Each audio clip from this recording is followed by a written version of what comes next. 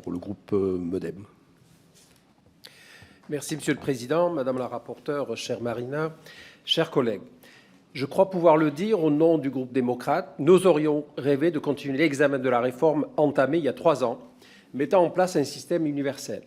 En attendant, nous sommes profondément attachés à notre système de retraite par répartition, attachés aussi et surtout à son équilibre financier pour ne pas pénaliser les retraités à venir, ni alourdir la dette de nos enfants.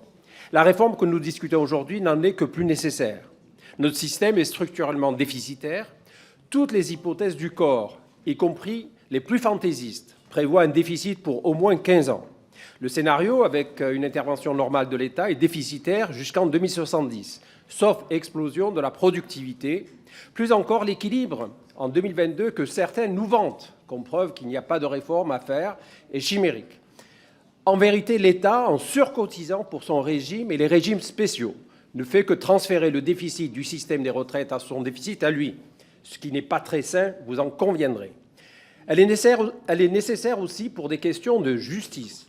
Loin des caricatures que certains en font, je pense en premier lieu à la mise en place d'une retraite minimale à 85% du SMIC pour une carrière complète, ou encore de la comptabilisation de certaines périodes d'éducation d'un enfant ou d'aide à un proche malade pour le droit à cette pension minimale. Cette réforme est nécessaire enfin pour encourager l'emploi des seniors, tout en adaptant ce dernier à la situation de chacun. Nous y veillerons, notamment sur le cumul emploi-retraite ou encore sur tout un paquet de mesures d'ores et déjà prévues ou encore intégrées sur la pénibilité ou l'inaptitude au travail. Je voudrais enfin avoir un mot sur la clause de revoyure que mes collègues et moi proposons.